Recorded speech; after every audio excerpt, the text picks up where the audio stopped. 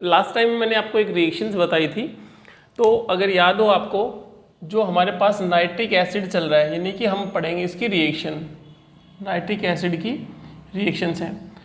तो अगर याद हो आपको तो ये कहा गया था कि भाई कंसंट्रेट नाइट्रिक एसिड है, एटलीस्ट 2 मोल लेंगे तो कंसंट्रेट नाइट्रिक एसिड ब्रेक होगा वाटर मॉलिक्यूल के अंदर 2 मोल ऑफ नाइट्रोजन डाइऑक्साइड और एक नेसेंट ऑक्सीजन को फ्री करेंगे। ठीक है, एक तो ये याद होना चाहिए आज की क्लास में। दूसरा, ये मैं कब बात कर रहा हूँ, जब मेरे पास कंसंट्रेटेड नाइट्रिक एसिड है तब।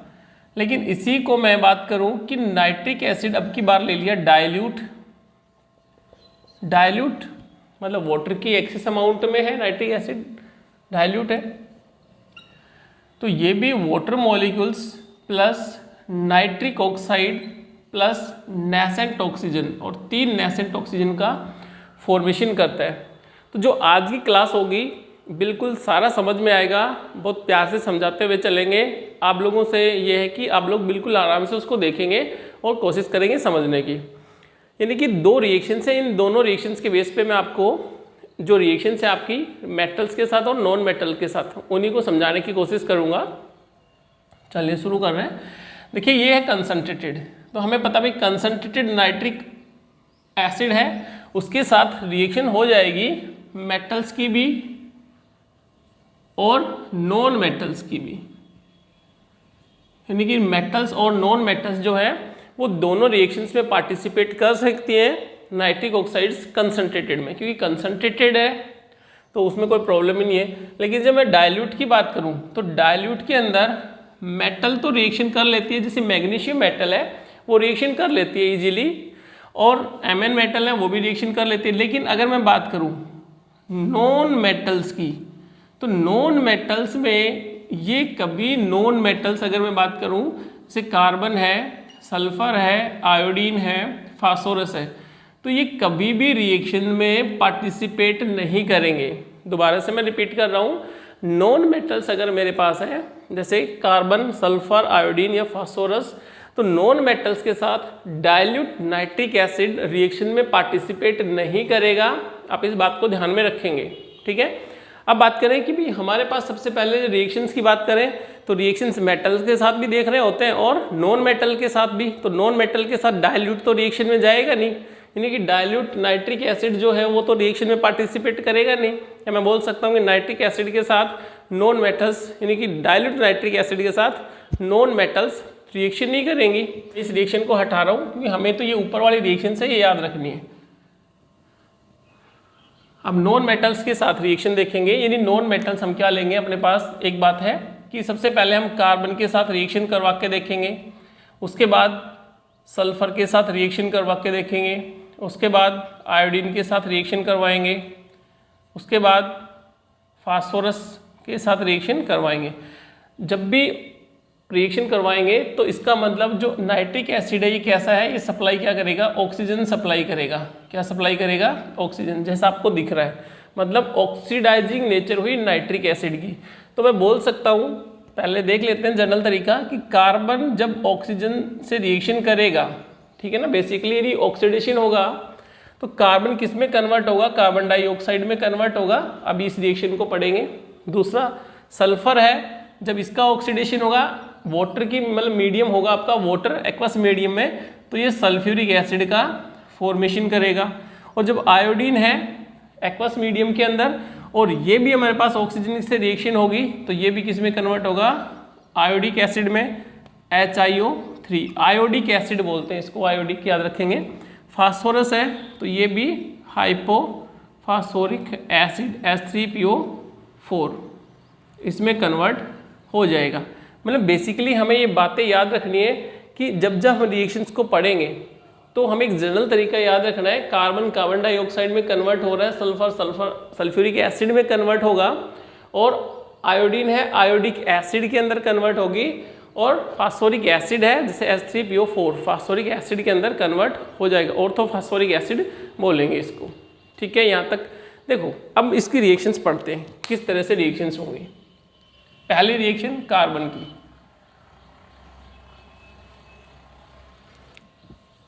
Carbon oxidise into carbon dioxide. तो सबसे पहले आपको क्या करना है, इस रिएक्शन को लिखना पड़ेगा। 2 मोल ऑफ HNO3, ये कंसंट्रेटेड है भैया, ठीक है ना, कंसंट्रेटेड है। ये किस में ब्रेक होगा, वाटर मॉलिक्यूल में प्लस नाइट्रोजन डाइऑक्साइड में, और एक नेसेंट ऑक्सीजन को लिबरेट करता है। लेकिन जब मैं कार्बन की रिएक्शन किसके साथ करूँगा, HNO3 के साथ, तो गुड ऑक्सीडाइजिंग एजेंट है, मतलब ऑक्सीजन सप्लाई होगी एटलीस्ट 2 मोल, किसमें कन्वर्ट हो गया, कार्बन डाइऑक्साइड में। अब इसको देखिए, इस तरह से अपने को देखना पड़ेगा कितने हैं, 2 नेसेंट ऑक्सीजन। इसको बैलेंस करने के लिए हम क्या करते हैं, इस ओवरऑल रिएक्शन को 2 से मल्टीप्लाई कर देते हैं ताकि ये पूरा मल्टीप्लिकेशन इसके साथ हो सके। अब एरो के लेफ्ट हैंड साइड में है उनको इधर लिख दीजिए, और एरो के बाद राइट हैंड साइड में है उनको उतार के लिख दीजिए। इसमें जो कट रहा है वो काट दीजिए। देखिए 2 मोल थे नेसेंट ऑक्सीजन के, काम में आ गए, तो इसको तो हम नहीं लिखेंगे। इसके बाद हमारे पास क्या है, जब 2 से मल्टीप्लाई करेंगे तो हमारे पास क्या हो गया, कार्बन, कार्बन के साथ 4 मोल ऑफ नाइट्रिक एसिड, यानी कि रिएक्शन में जाएगा। और इसके साथ साथ इधर देखो क्या बन गया, 2 mole of water molecules, 2 mole of 2 तो था ही, 2 कितना हो गया, 4 मोल ऑफ नाइट्रोजन डाइऑक्साइड, और हमारे पास क्या मिल गया, कार्बन डाइऑक्साइड एलिमिनेट हो गया।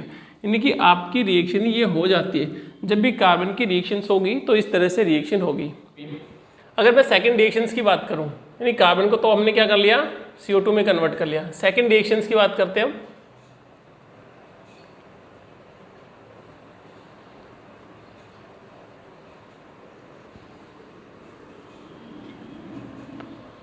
सेकंड रिएक्शन यानी कि सल्फर, और सल्फर होता है S8 की फॉर्म में। Sulphur convert into the sulphuric acid, यानी कि जब भी सल्फर का ऑक्सीडेशन होगा, ठीक है ना, in the presence of aqueous medium, तो हम इसको किस में कन्वर्ट करेंगे, सल्फ्यूरिक एसिड। आपको इस तरह से याद रखना है। तो सबसे पहली जो रिएक्शंस है वो तो ये लिखोगे सभी में, इन 2 मोल ऑफ HNO3, इसकी रिएक्शन हो गई किसके साथ, मतलब ये डिकम्पोज हो रहा है किसमें, वाटर मॉलिक्यूल्स में, और 2 मोल ऑफ NO2 प्लस एक नेसेंट ऑक्सीजन को लिबरेट कर रहा है। तो अब हम क्या करेंगे भी, सल्फर लिया तो सल्फर एग्जिस्ट जो करता है वो ऑक्टा एटॉमिक फॉर्म में करता है, यानी कि जो ऑक्टा एटॉमिक फॉर्म होती है उसमें एग्जिस्ट करेगा।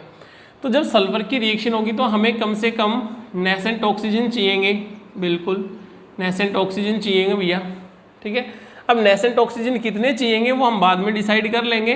तो इसकी रिएक्शन देखिए भी, हमें क्या बनाना है, सल्फ्यूरिक एसिड बनाना है। तो सल्फ्यूरिक एसिड के लिए हमें क्या चाहिए, एटलीस्ट वाटर मॉलिक्यूल्स भी तो चाहिए, हमें वाटर मॉलिक्यूल्स लिखना पड़ेगा। तो ये किस में कन्वर्ट हो गया, H2SO4 के अंदर। तो यहाँ पे सल्फर कितने थे, 8, तो यहाँ पे सल्फर आप कितने लगाओगे, 8। तो सल्फर 8 तो हो गया, लेकिन देखिए ऑक्सीजन इम्बैलेंस हो गया आपका, कितना हो गया, 8 चौक 32।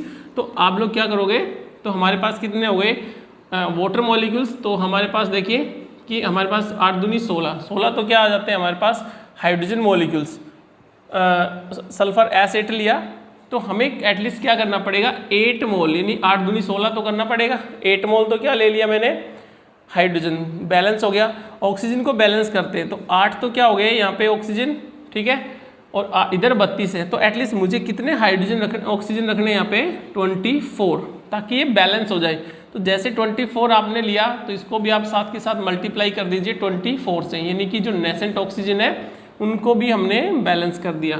अब लेफ्ट हैंड साइड की लेफ्ट हैंड साइड में रिएक्शन लिखेंगे और राइट हैंड साइड की राइट हैंड साइड में, इनको सभी को उतार दीजिए। देखिए नेसेंट ऑक्सीजन है, नेसेंट ऑक्सीजन है, तो इनको तो हम नहीं लिखेंगे भाई, ये तो हट ही जाएंगे यहाँ से। अब इसको देखिए कितने, 24 को मल्टीप्लाई करिए, यानी सल्फर है S8 किससे रिएक्शन करेगी, HNO3 से। तो HNO3 कितना हो गया, 48 HNO3 मॉलिक्यूल्स, क्योंकि 24 को मल्टीप्लाई करेंगे तो ये अपना इधर का हो गया, कितने वाटर मॉलिक्यूल्स हैं, 8 वाटर मॉलिक्यूल्स। इससे क्या मिल रहा है हमें, इससे क्या मिल रहा है, देखिए इससे क्या मिल रहा है, 8 मोल H2SO4, एक तो ये मिल गया, 24 यानी कि 24 H2O ये मिल गया, और 48 NO2 मिल गया। नहीं, ये आपकी रिएक्शंस हो जाती है। तो तो आप लोग क्या कर सकते हो, देखिए इधर भी 8 मोल है और इधर भी क्या है 24 है। आप चाहें तो इसका मतलब है कि इसमें से 8 मोल को घटा के भी लिख सकते हैं। तो आपकी ये दूसरी रिएक्शंस हो जाएगी सल्फ्यूरिक एसिड के साथ, ठीक है ना। कि हमारे पास जब सल्फर की रिएक्शन किसके साथ करवाएंगे, नाइट्रिक एसिड के साथ, तो हमें फॉर्मेशन किसका होता है, सल्फ्यूरिक एसिड का होता है, ठीक है। और साथ में साथ जो गैस इवोल्व होती है वो कौन सी होती है, नाइट्रोजन डाइऑक्साइड। आप लोग इसको इस तरह से देखोगे। थर्ड रिएक्शंस की बात करते हैं।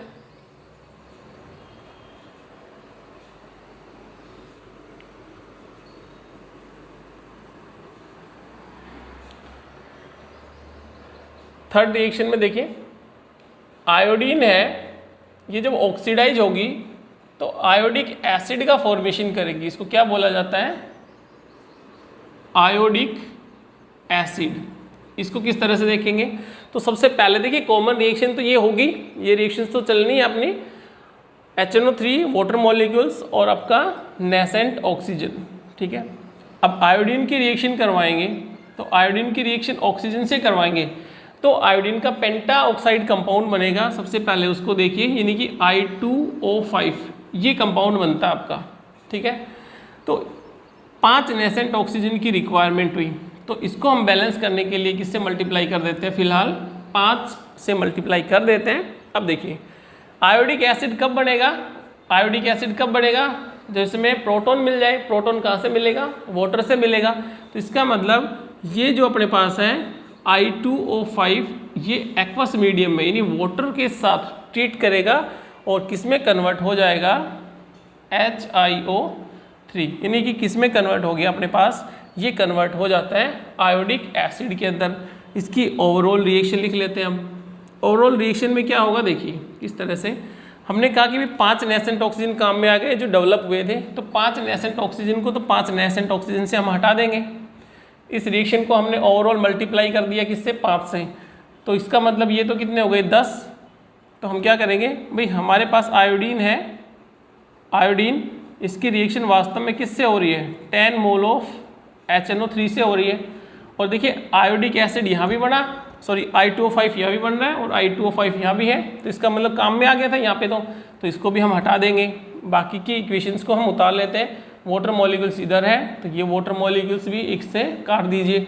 तो इसका मतलब आयोडीन की रिएक्शन जब भी HNO3 के साथ होगी तो हमें क्या मिल रहा होता है, 5 का मतलब हो गया 10, ये 10 NO2 plus 2 mole of HiO3, यानी ये आपका कंपाउंड हो गया है। यानी कि हमें क्या मिल जाता है, जब भी एसिड से रिएक्शन करवाते हैं तो देखिए आयोडिक एसिड का फॉर्मेशन हो जाता है।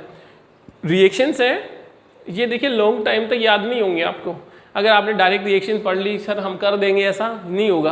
लेकिन एक रिएक्शन आप लोग ये याद रख लोगे ना, तो आपको ये तरीका समझ में आ जाएगा भाई मैं किस तरीके से इन रिएक्शंस को फॉलो कर रहा हूँ, क्योंकि एग्जाम के पॉइंट ऑफ व्यू से इंपॉर्टेंट हो जाती है। आप भी यही तरीका फॉलो करेंगे, ठीक है ना। नेक्स्ट अगर बात करें, देखिए फास्फोरस की है 4th रिएक्शन, यानी नॉन मेटल्स में 4th रिएक्शन पढ़ रहा है।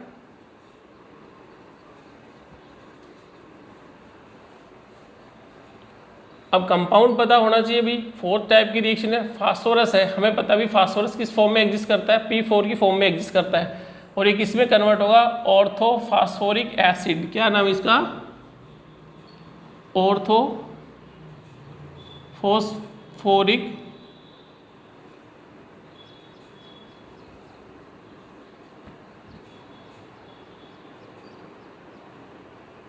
एसिड, यानी कि ऑर्थोफॉस्फोरिक एसिड के अंदर कन्वर्ट होगा। तो इसके लिए रिएक्शंस भी देखना जरूरी है। पहली रिएक्शन तो यही होगी, ये ऐसे कैसे लिख दीजिए भाई 2 मोल ऑफ, क्योंकि हमें तो इसका डिकम्पोजिशन रिजल्ट चाहिए ना। HNO3 है, जब भी ये टूटेगा तो water molecules plus 2 mole of nitrogen dioxide plus nascent oxygen को लिबरेट करेगा, क्योंकि कंसनट्रेटेड HNO3 के साथ रिएक्शन हो रही है। लेकिन जब मैं फॉस्फोरस की रिएक्शन करवाऊंगा, फॉस्फोरस की रिएक्शन और नेसेंट ऑक्सीजन के साथ, अब हमें ये डिसाइड करना है नेसेंट ऑक्सीजन कितने चाहिए। तो फास्फोरस का जो स्टेबल कंपाउंड बनेगा वो बनता है नॉन मेटल के साथ P4O10, यानी कि फास्फोरस का ऑक्साइड हो गया P4O10। तो इसके लिए हमें देखो कितने चाहिए, कम से कम नेसेंट ऑक्सीजन 10। तो इसको मैं मल्टीप्लाई किससे कर रहा हूँ, 10 से, ताकि यहाँ पे तो ऑक्सीजन एटम बैलेंस हो गया।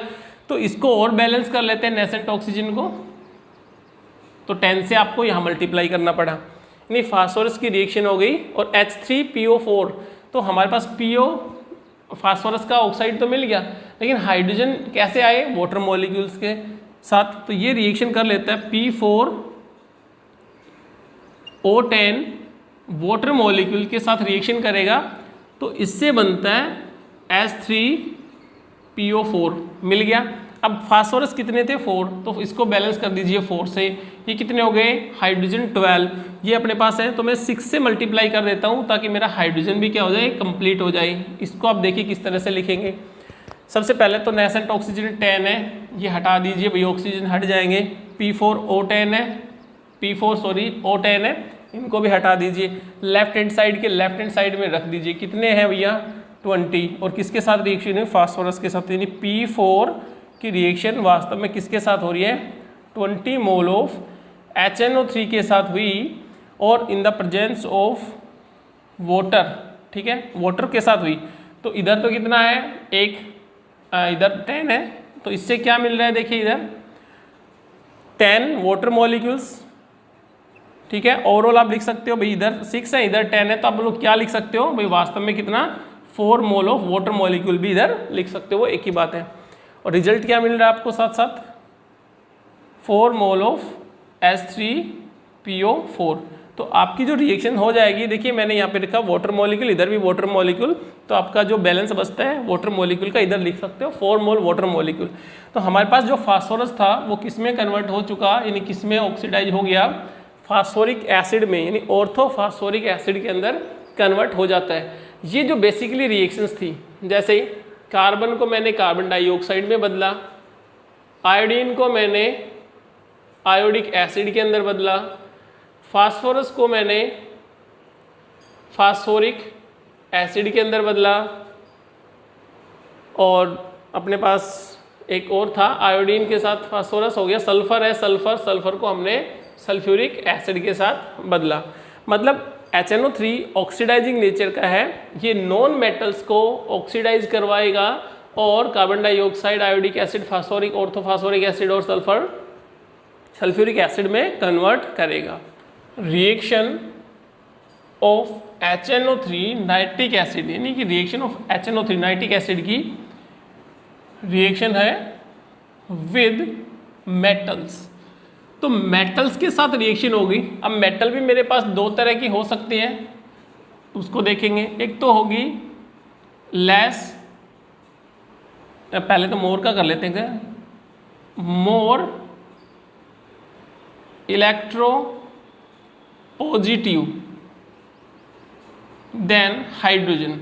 हाइड्रोजन से ऊपर, मतलब जो इलेक्ट्रोकेमिकल सीरीज है उसके अकॉर्डिंग बात करते हैं। जो मोर रिएक्टिव मेटल्स हैं, जैसे मैं बात करूं सोडियम की, पोटेशियम की, कैल्शियम की, आयरन की, एल्यूमिनियम की, मैग्नीशियम की, इस तरह से, ठीक है ना, क्रोमियम ले सकते हो, ये सारी की सारी क्या है, मोस्ट इलेक्ट्रोपॉजिटिव मेटल है।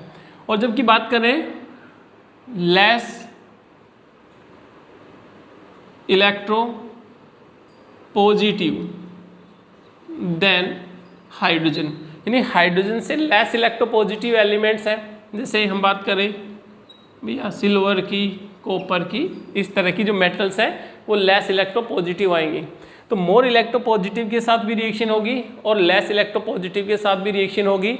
HNO3 किसके साथ रिएक्शन नहीं करता, गोल्ड के साथ और प्लेटिनम के साथ रिएक्शन नहीं करता, क्योंकि ये कैसी है, इनर्ट है भैया, इनर्ट मेटल होती है। तो कभी भी HNO3 गोल्ड के साथ और प्लेटिनम के साथ तो रिएक्शन नहीं करेगा। लेकिन अगर मोस्ट इलेक्ट्रोपॉजिटिव है, या मैं कहूँ कि हाइड्रोजन से मोस्ट इलेक्ट्रोपॉजिटिव है और ज़्यादा रिएक्टिव मेटल हैं बेसिकली, तो उनकी तो रिएक्शन हो जाती है। और जबकि लेस इलेक्ट्रोपॉजिटिव है जैसे सिल्वर और गोल्ड, उनकी रिएक्शंस भी होती है, लेकिन जो प्रोडक्ट है वो आपका अलग अलग बनाते हैं। अब मोस्ट इलेक्ट्रोपॉजिटिव मेटल्स की अगर बात करूँ, यानी जो मेटल्स हैं उस मेटल की रिएक्शन अगर HNO3 के साथ करवाओगे, ये देखिए कंसेप्ट है यहाँ से, ट्रिक है, ठीक है ना, ये ट्रिक याद रखोगे। जो मेटल की रिएक्शन यानी कि मोर इलेक्ट्रोपॉजिटिव के रेस्पेक्ट में बोल रहा हूँ कि इसकी रिएक्शन जब HNO3 के साथ हुई तो ये नाइट्रेट्स बनाते हैं, यानी कि क्या बनेंगे, मेटल और मेटल का क्या बनाएंगे, नाइट्रेट। आप लोग इस तरह से याद रखेंगे, NO3 नाइट्रेट बोलेंगे इसको, मेटल नाइट्रेट बनेगा, और ये मेटल नाइट्रेट के साथ साथ हाइड्रोजन, नेसेंट हाइड्रोजन लिबरेट होगी।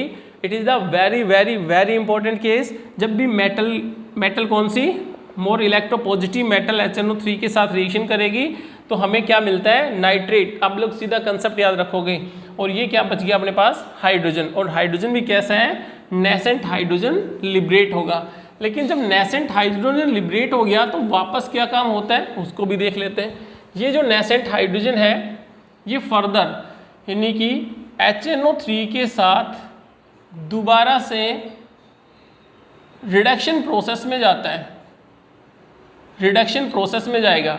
तो रिडक्शन के साथ साथ ये आपके नंबर ऑफ कंपोनेंट जैसे नाइट्रस ऑक्साइड, जैसे नाइट्रिक ऑक्साइड, जैसे अमोनिया, जैसे अमोनियम नाइट्रेट, इन मॉलिक्यूल्स का फॉर्मेशन करेगा। और इन मॉलिक्यूल्स का जो फॉर्मेशन होता है वो डिपेंड करता है कि वहाँ पे टेम्परेचर कितना है। ठीक है ना, बात समझ में आ गई। दोबारा से समझेंगे। जब मैं मेटल की रिएक्शन करवाऊंगा नाइट्रिक एसिड के साथ तो मेटल नाइट्रेट बनेंगे। आप लोग इस तरह से याद रखिए, मेटल नाइट्रेट बनेंगे और हाइड्रोजन लिबरेट होगा। और हाइड्रोजन जो है वो रिडक्शन प्रोसेस के अंदर चला जाता है, यानी कि HNO3 में मैं अगर हाइड्रोजन को जोड़ दूँ, वाटर मॉलिक्यूल्स को एलिमिनेट करवा दूँ, यानी by the elimination of water molecules, by the elimination of water molecules, तो हमें हो सकता है अभी नाइट्रस ऑक्साइड मिले, नाइट्रिक ऑक्साइड मिले, HNO3 मिले, अमोनियम नाइट्रेट मिले या नाइट्रोजन डाई ऑक्साइड्स मिले। तो हमारे जो प्रोडक्ट होंगे वो प्रोडक्ट ये बढ़ेंगे। और ये जो प्रोडक्ट डिपेंड करते हैं, ये ध्यान रखना, टेम्परेचर पे डिपेंड करते हैं और कंसंट्रेशन पे डिपेंड करते हैं। यानी HNO3 में डाइल्यूट ले रहा हूँ, HNO3 में कंसनट्रेटेड ले रहा हूँ, या HNO3 में मतलब लो टेम्परेचर पे बात कर रहा हूँ, कोल्ड है या फिर हॉट है। तो बेसिस ये आपके साइड प्रोडक्ट होंगे। उसके बाद ही हमें केमिकल रिएक्शंस को आगे समझने में आसानी होगी। आई होप यहाँ तक की बात समझ में आ गई होगी। Reaction with metals, reaction with metals, और मेटल्स में भी कौन सी होंगी, रिएक्टिव मेटल्स, जिसमें सब पहला जो केस ले रहे हैं वो मैग्नीशियम का ले रहे हैं कि मैग्नीशियम हो सकती है, मैग्नीज हो सकती है। मैग्नीशियम इलेक्ट्रोपॉजिटिव मेटल है, इसलिए मैग्नीशियम एक ऐसी मेटल है जो कि वेरी डाइल्यूट सॉल्यूशन के साथ भी रिएक्शन करने के साथ हाइड्रोजन गैस को लिबरेट करती है। तो मैग्नीशियम मेटल है या मैग्नीज मेटल है, इसकी रिएक्शन अगर हम HNO3 के साथ कर दें, ये वेरी डाइल्यूट ले सकते हैं अभी, वेरी डाइल्यूट भी 1 to 2%, यानी कि इसके साथ भी हाइड्रोजन गैस का लिबरेशन कर देती है। तो इसमें सबसे पहले देखिए क्या बना, मैग्नीशियम नाइट्रेट बना। ये मैग्नीशियम नाइट्रेट कहलाएगा आपका, यानी मैग्नीशियम का नाइट्रेट बन गया। वैलेंसीज की कितनी है, 2 है मैग्नीशियम नाइट्रेट।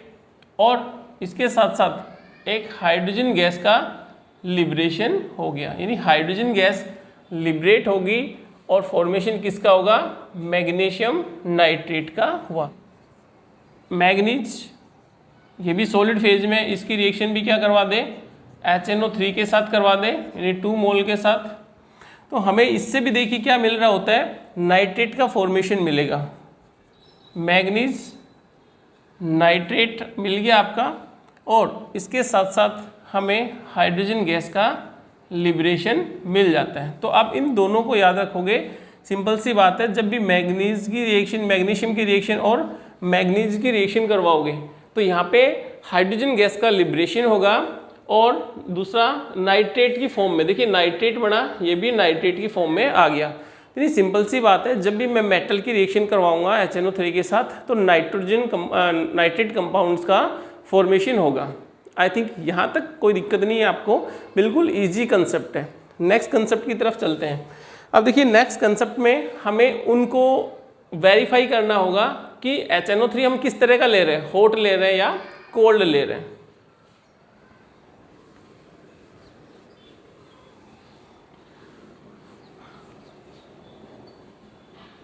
HNO3 है और HNO3 मेरे पास दो तरह का हुआ। देखिए HNO3 जो पहले बात करेंगे वो कैसा है, डाइल्यूट, ठीक है ना, डाइल्यूट। और डाइल्यूट में भी कंडीशंस हमारे पास दो रखेंगे, एक तो लो टेम्परेचर रखें, लो टेम्परेचर कहने का मतलब क्या है, बिल्कुल डाइल्यूट होगा, और डाइल्यूट में भी कैसा है, लो टेम्परेचर। लो टेम्परेचर का मीनिंग हुआ कोल्ड, ठीक है ना, हम कोल्ड में बात करेंगे। फिर हम बात करेंगे कि HNO3 डाइल्यूट तो है लेकिन किस कंडीशन में, हॉट कंडीशन में, यानी कि हम हॉट कंडीशन में भी इसकी बात कर लेते हैं। उसके बाद ये डाइल्यूट के बाद हम किसकी बात करेंगे, कंसंट्रेटेड की बात करेंगे। तो सबसे पहले जब रिएक्शन करवाऊँ, देखिए जिंक की, तो जिंक मेटल जो हमारे पास है रिएक्टिव मेटल हुई, और ये डाइल्यूट HNO3 के साथ रिएक्शन करेगी एटलीस्ट 2 मोल के साथ। तो इसमें देखिए जिंक नाइट्रेट बना, जिंक नाइट्रेट, इसका तो फॉर्मेशन होगा ही होगा, और इसके साथ साथ फॉर्मेशन जो है अपने पास वो 2 नेसेंट हाइड्रोजन, मैं थोड़ा नज़दीक लिख देता हूँ, प्लस 2 नेसेंट हाइड्रोजन लिबरेट होंगे। इसका मतलब जिंक नाइट्रेट फॉर्मेशन हुआ, और फॉर्मेशन के यहाँ पे 2 नेसेंट हाइड्रोजन का फॉर्मेशन हुआ। यहाँ पे भी देखिए नाइट्रेट बन रहे हैं। अब ये जो हाइड्रोजन है नेसेंट, इसको आप बताया था मैंने, फर्दर ये किससे रिएक्शन करता है, HNO3 से, यानी कि HNO3 तो सॉल्यूशन के अंदर पड़ा रहेगा, इसकी रिएक्शन H+, ठीक है, यानी नेसेंट हाइड्रोजन से ये रिएक्शन करेगा। तो फॉर्मेशन किसका करता है, अमोनिया मॉलिक्यूल्स का, और इसके साथ साथ वाटर मॉलिक्यूल्स।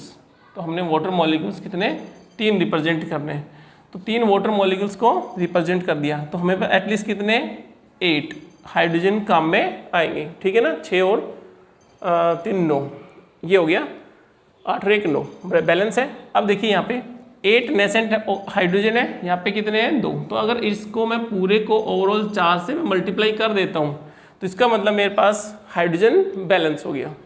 फर्दर ये जो अमोनिया मॉलिक्यूल्स है, ये फर्दर रिएक्शन में काम आता है, दोबारा से HNO3 के साथ रिएक्शन करता है, HNO3 के साथ अमोनिया मॉलिक्यूल्स रिएक्शन करेगा, और ये नाइट्रेट में कन्वर्ट हो जाएगा, अमोनियम नाइट्रेट, इसका ध्यान रखेंगे भी, अमोनियम नाइट्रेट में कन्वर्ट हुआ।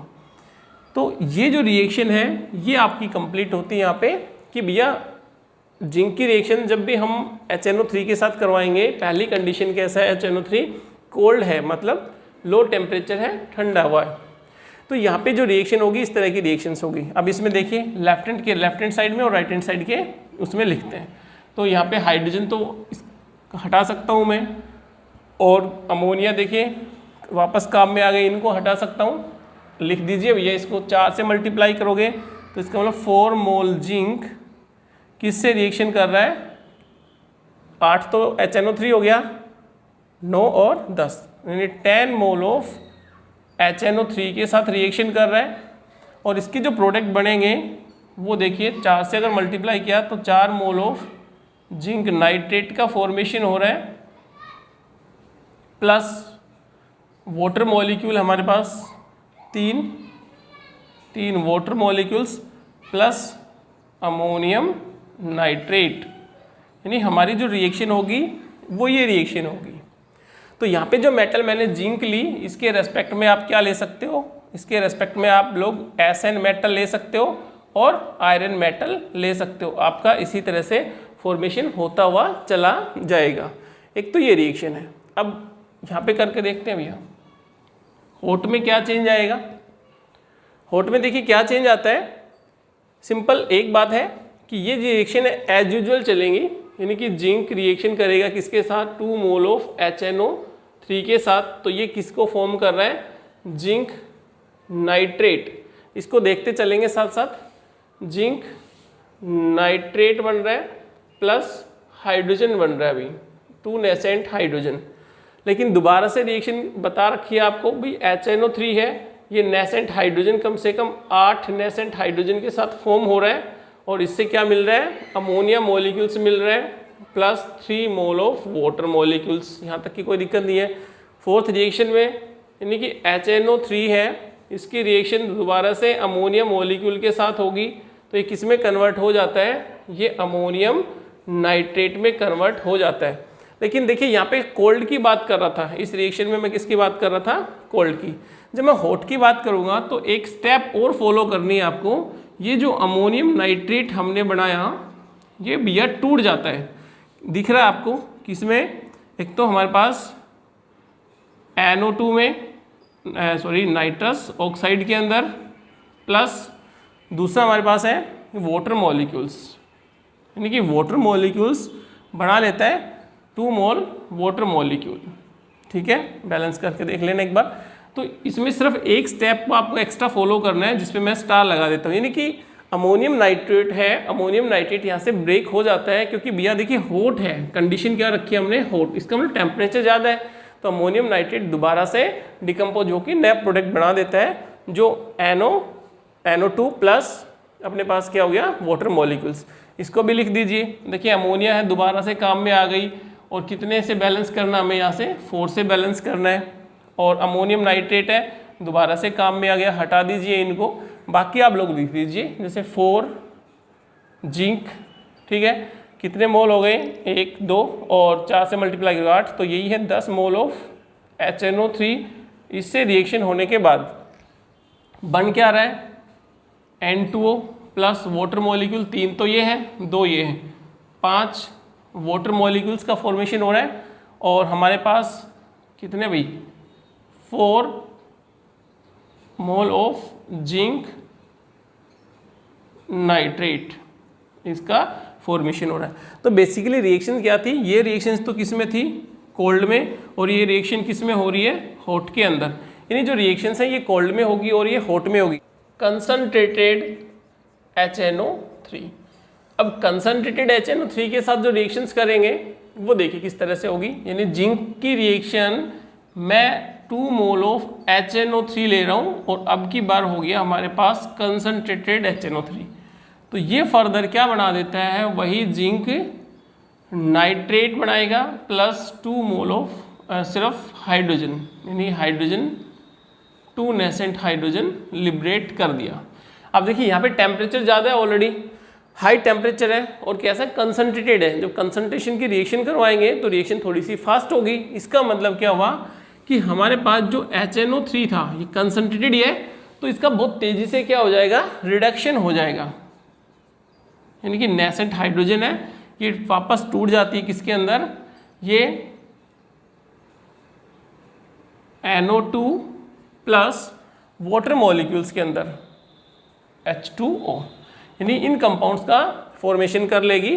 तो हमारे पास जो स्ट्रक्चर बनेगी वो देखिए कि HNO3 का रिडक्शन हुआ, फर्दर वाटर मॉलिक्यूल्स और NO2 में कन्वर्ट होगा। यहाँ पे ध्यान रखना पड़ेगा, अब यहाँ पे कितने नेसेंट हाइड्रोजन काम में आए, 2, और यहाँ पे कितने, अब यहाँ 2, तो मैं अब इस रिएक्शन को मल्टीप्लाई किससे कर दूंगा, 2 से कर दूंगा। तो ओवरऑल रिएक्शन हमें क्या लिखनी पड़ेगी, देख लीजिए, जब 2 से मल्टीप्लाई हुआ तो 2 मोल ऑफ जिंक रिएक्शन कर रहा है किससे, 4 मोल तो अपने पास क्या है ऊपर, और 2 मोल ये, तो मैं कह सकता हूँ 4 और 2 6 मोल हो गए अपने पास, यानी कि 2 से 1 मिनट सॉरी, हाँ ठीक है, HNO3 है और 2 ये, तो अब मैं 4 मोल ऑफ HNO3 टोटल ये बनेगा। इसके बाद फर्दर, क्योंकि हाइड्रोजन तो हटा ही देंगे, यहाँ पे हाइड्रोजन हाइड्रोजन हट गए, बचेगा क्या मेरे पास, जिंक नाइट्रेट प्लस NO2 और 2 मोल ऑफ वाटर। तो ये जो रिएक्शन है ये बेसिकली किस में होगी, ये रिएक्शन किस में होगी, कंसंट्रेटेड में होगी, कंसंट्रेटेड नाइट्रिक एसिड के अंदर होगी। यानी जो रिएक्शन है हमने 2 तरह से देख ली कि एक तो हॉट में और कोल्ड में, लेकिन ये कंसंट्रेटेड है HNO3, तो कंसंट्रेटेड HNO3 है वो हमारे पास इस तरह से रिएक्शन में जाएगा, ठीक है ना। जिंक के केस, तो जिंक के केस के साथ मेटल्स और भी होंगी, उनकी भी रिएक्शन इस तरह से होती है। कब है, जब मोर इलेक्ट्रो पॉजिटिव मेटल है तब आपकी ये इस तरह की रिएक्शन होगी। फर्दर देखिए, क्वांटिटेटिव एनालिसिस के लिए अगर हमें ये पता करना पड़े कि नाइट्रेट आयन प्रेजेंट है या नहीं है, तो उसके लिए हमें कौन सा टेस्ट करना पड़ता है, रिंग टेस्ट करना पड़ता है। बेसिकली रिंग टेस्ट के अंदर हम ये देखेंगे कि कोई भी कंपाउंड है उसमें नाइट्रेट है या नहीं है, यानी कि एक्वस फेज में क्या होगा, नाइट्रेट आयन होगा। इस नाइट्रेट आयन के साथ यानी किसी टेस्ट ट्यूब के अंदर हमने नाइट्रेट का कंपाउंड लिया हुआ है, इसमें हम freshly prepared ferrous sulphate add करेंगे। ठीक है, फेरस सल्फेट, फेरस का मतलब Fe2 प्लस चार्ज आ गया, एटलीस्ट इसके 3 मोल काम में आएंगे। और ये कंसंट्रेटेड H2SO4, इसमें क्या ऐड किया जाता है साथ साथ टेस्ट ट्यूब पे, कंसंट्रेटेड H2SO4, तो 4 मोल ऑफ H+ आयन, यानी ये कहाँ से आता है, कंसंट्रेटेड H2SO4 से। दोबारा से एक बार कर रहा हूँ मैं, देखिए एक तो हमारे पास टेस्ट ट्यूब है, टेस्ट ट्यूब के अंदर नाइट्रेट का एक्वस सॉल्यूशन हमने लिया हुआ है, उस एक्वस सॉल्यूशन में हम फेरस सल्फेट ऐड करेंगे, जो फ्रेशली प्रिपेयर्ड किया हुआ है फेरस सल्फेट ऐड करेंगे। ठीक है ना, वो ऐड करने के बाद H2SO4 ऐड करते हैं बिल्कुल drop by drop test tube के साथ साथ। तो यहाँ तक की अगर बात करें, धीरे धीरे क्या होगा, फर्दर ये जो फेरस है ये किस में कन्वर्ट हो जाएगा, फेरिक में कन्वर्ट हो जाएगा। ठीक है ना, फेरस किस में कन्वर्ट हो रहा है, फेरिक में कन्वर्ट हो जाएगा। 2 मोल ऑफ वाटर मॉलिक्यूल्स का फॉर्मेशन होगा प्लस नाइट्रिक ऑक्साइड गैस का फॉर्मेशन होगा। यहाँ पे जो इंपॉर्टेंट काम है वो नाइट्रिक ऑक्साइड करती है। ठीक है ना, इसका ध्यान रखेंगे। फर्दर होता क्या है कि जब आयरन के मॉलिक्यूल्स हैं ये क्या करते हैं, दोबारा से रिएक्शन कर लेते हैं, तो एक कोऑर्डिनेशन कंपाउंड्स का फॉर्मेशन करेंगे, जिसमें बात करेंगे FeH2O होल 6, यानी कि हमें हेक्सा एक्वा आयरन सेकंड एक कोऑर्डिनेटेड कॉम्प्लेक्स का फॉर्मेशन हो जाता है, क्योंकि आयरन की रिएक्शन दोबारा से किससे हो जाएगी, वाटर मॉलिक्यूल से होती है, तो एक कोऑर्डिनेटेड कॉम्प्लेक्स का फॉर्मेशन होता है। ये काम होने के बाद जब नाइट्रिक ऑक्साइड गैस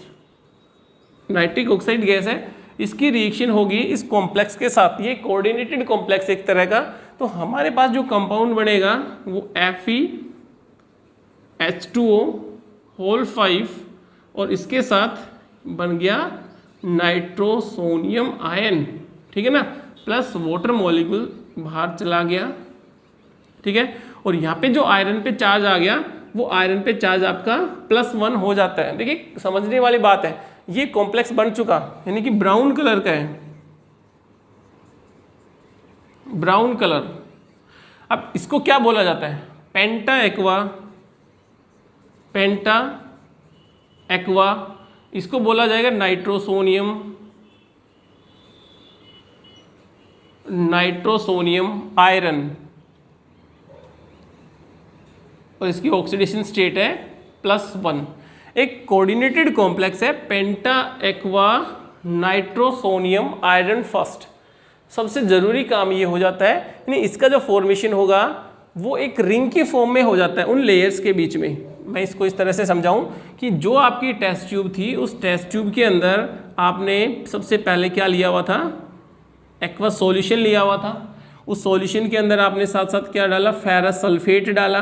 दूसरा मैं बोल देता हूँ कि फेरस सल्फेट आपने ऐड कर दिया। ठीक है, यानी कि आपके पास नाइट्रेट आयन है, उसके बाद आपने फेरस सल्फेट डाला। लेकिन जैसे जैसे आप H2SO4 ऐड करोगे इसी टेस्ट ट्यूब में, यानी H+ आयन डालोगे कंसंट्रेटेड, तो धीरे धीरे होता क्या है, एक रिंग का फॉर्मेशन शुरू हो जाता है दोनों लेयर्स के बीच में। और ये जो रिंग होती है क्या होती है, पेंटा एक्वा नाइट्रोसोनियम आयरन। अब कमाल की बात देखिए, यहाँ पे आयरन किस ऑक्सीडेशन स्टेट में है, +2, क्योंकि एक्वा मॉलिक्यूल है, इन पे तो चार्ज 0 होगा, तो यहाँ पे ऑक्सीडेशन स्टेट आयरन की क्या है, +2। यहाँ पे आयरन की जो ऑक्सीडेशन स्टेट है वो क्या हो जाती है, +1 हो जाती है। इसका मतलब ये जो कलर आएगा ना, ब्राउन कलर, ये किसकी वजह से आता है, बाय द चार्ज ट्रांसफर। तो हमारे पास चार्ज ट्रांसफर कौन करने वाला कंपोनेंट है, यहाँ से चार्ज ऑब्टेन होता है, यानी कि चार्ज कहाँ से डोनेट किया जाता है, नाइट्रोसिल कंपाउंड है इससे। लेकिन अब इसका नाम नाइट्रोसिल नहीं होगा, नाइट्रोसोनियम बोलेंगे, तो इसका नाम जरूर ध्यान रखेंगे, penta aqua nitrosonium iron first. यहाँ पे आयरन +1 ऑक्सीडेशन स्टेट में है, that is known as ring test. Basically किसके लिए किया जाता है, ये रिंग टेस्ट किसके लिए किया जाता है, ये नाइट्रेट आयन कंपाउंड्स यानी नाइट्रेट कंपाउंड्स को डिटेक्ट करने के लिए काम में लेते हैं, या मैं बोल सकता हूँ क्वांटिटेटिव एनालिसिस के लिए काम में लेते हैं। प्रैक्टिकल करवाते हैं लैब के अंदर। तो